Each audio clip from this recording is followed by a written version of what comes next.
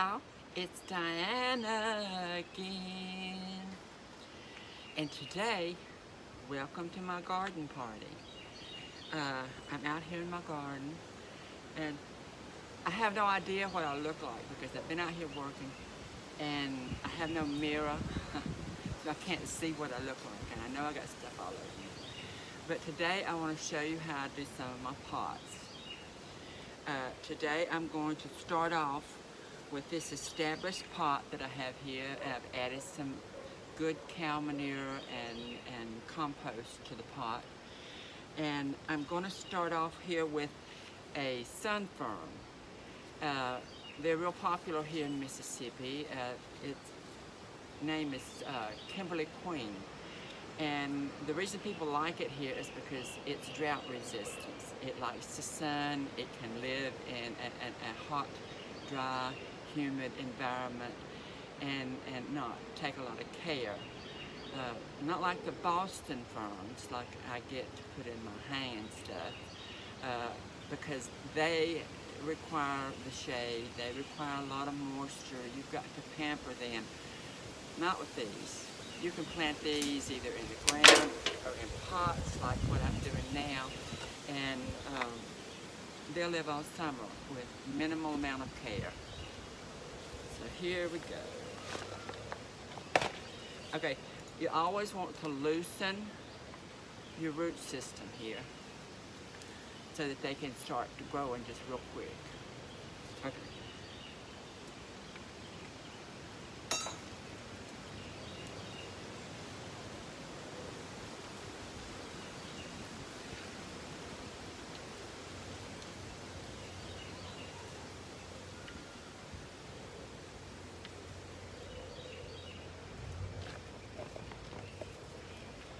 Pack your dirt around that nice and firmly. And then you want to water that real good. And of course, put it in the sun because it likes the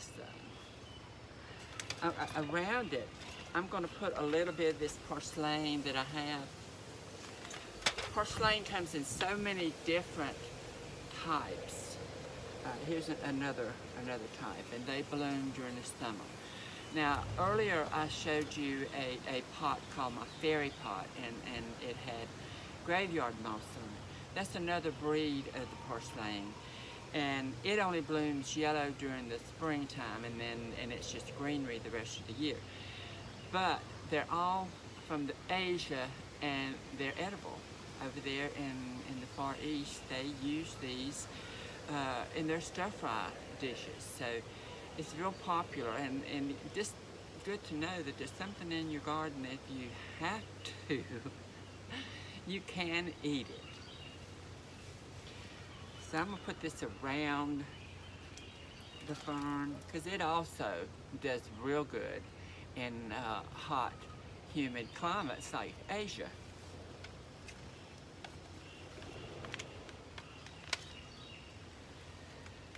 And later on in the season, I'll come back and let you see how the plants are doing that I'm planting today.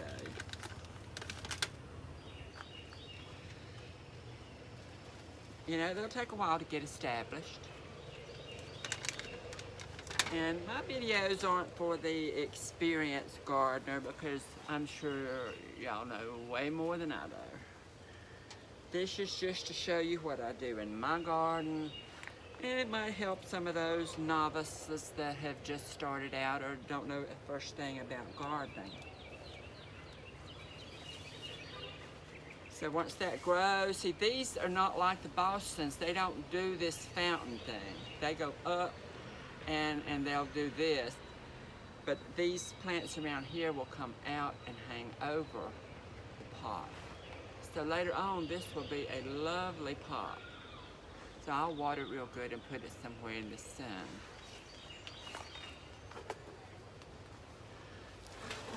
Okay, now I've got this round planter. It looks basically like it did at the end of the season after the plants died. So I want to loosen up the soil.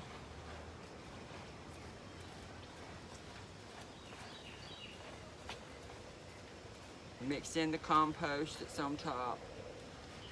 Get nice and loose. Now I'm going to take this purslane that I was just showing you a few minutes ago, because this particular plant gets nice and bushy and big and looks really, really pretty. So I'm going to use this as a focal point of my pot. Again, I want to loosen up my root construction. That way it gets it where it can start growing real quick. So I'm putting this in the middle of my pot. I'm pressing down to get any air or things out of there so it will be able to get the roots started growing. Okay, I'm going to grab something else over here. Okay, this right here is the pot that I've got a bunch of the graveyard moss in. The thing about this stuff is, and all of these purslanes, is they root so easy.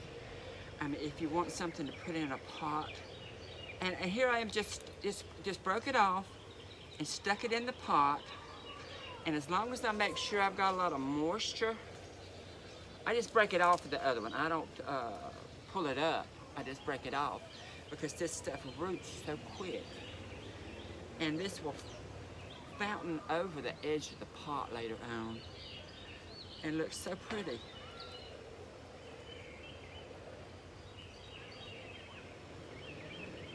Just push it down so it's nice and tight.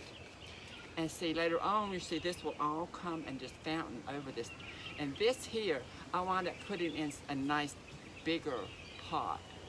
This is just so that it will hold the water, because I don't have any, just a very little bit of drainage in the very, very bottom of this pot. So that way it stays nice and moist. You'll see this again later on. Whenever it starts to grow and look really good, I'll show you this again. Okay, here's the one that I just was breaking stuff off of. What I like to do in this pot is I like to put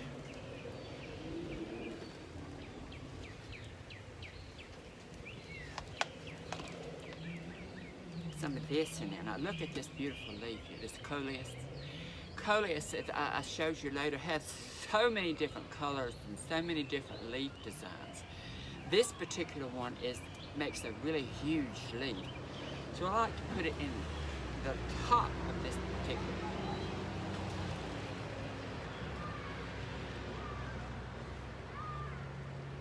That way it comes up and it fountains over this pot.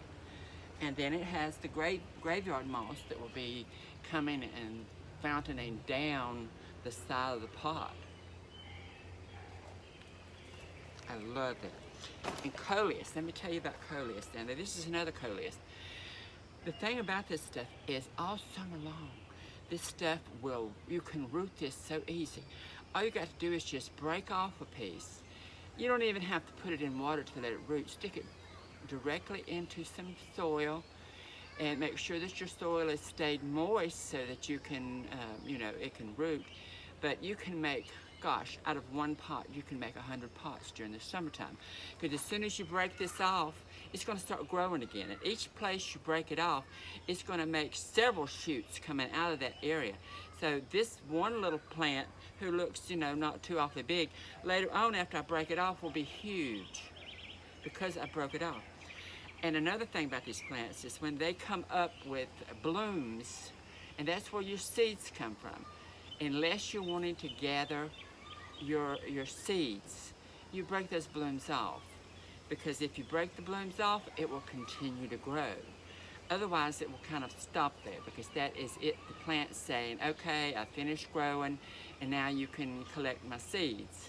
So sometime at the end of the summer, I will collect seeds, but all during the summer, every time that it does that, I break off the blooms. And it's so much fun because you get free plants all summer long. All right now, other plants that I'm going to plant, the perennial plants I'll put in directly into the ground, like the lamb's ear and lantana, dianthus, we call it Sweet William here.